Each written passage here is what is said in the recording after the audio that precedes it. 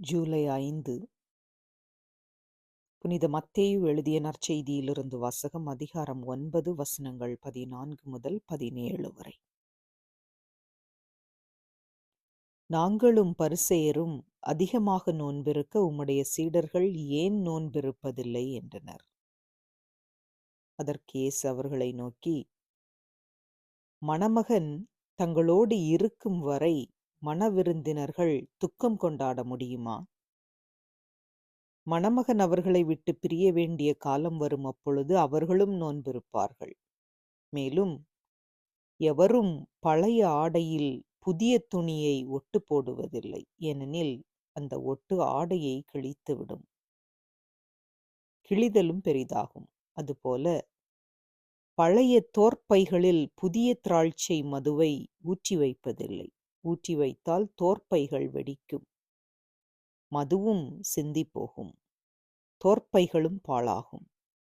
புதிய மதுவை புதிய தோற்பைகளில்தான் ஊற்றி வைப்பர், அப்போது இரண்டும் வீணாய் போகா என்றார்.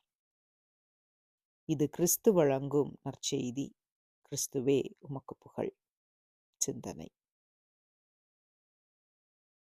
இயேசு தன் சீடர்கள் நோன்பு இருக்காதிருப்பதை நியாயப்படுத்தி பேசுகிறார். அதே வேளையில் தேவையான நேரத்தில் அவர்களும் நோன்பிருப்பார்கள் என்று பதில் கூறி அவர்களை தயாரிக்கிறார். நோன்பு என்பது தேவை மற்றும் சூழலின் அடிப்படையில் செய்ய வேண்டிய ஒன்று என்பதை இயேசு சுட்டிக்காட்டுகின்றார். இயேசுவே தன் வாழ்வில் அதை வாழ்ந்தும் காட்டினார். தனது பணி வாழ்வின் தொடக்கத்தில் 40 நாட்கள் தொடர்ந்து நோன்பிருந்தார். தனது பணி வாழ்வின் போது உணவு உண்ணக்கூட நேரமில்லாத வேளைகள் வந்தபோதும் அவர் நோன்பிருந்தார். அதே வேளையில் விருந்து உண்ண அழைப்புகள் வந்தபோது அதை ஏற்று நன்கு உண்ணவும் செய்தார், உறவையும் வளர்த்தார்.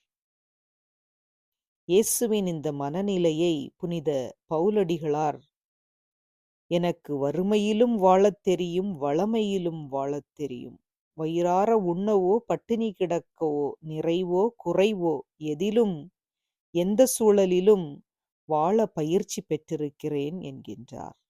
ஆம், நமது வாழ்விலும் அத்தகைய சமமான மனநிலையை கொள்வோமாக.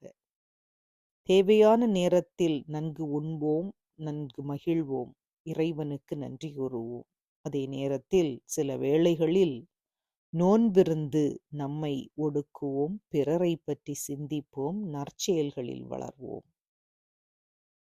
அன்பு இயேசுவே, வாழ்வும் ஞானமும் தரும் உமது வார்த்தைகளுக்கு நன்றி கூறுகின்றோம் அப்பா. தேவையான நேரங்களில் நாங்கள் உணவை மறுத்து நோன்பிருந்து உம்மோடும் உணவின்றி வாடும் ஏராளமான எம் சகோதர சகோதரிகளோடும் ஒன்றிணைய எங்களுக்கு அருள் தாரும். உமக்கே புகழ், உமக்கே மாட்சி, உமக்கே நன்றி. ஆமீன்.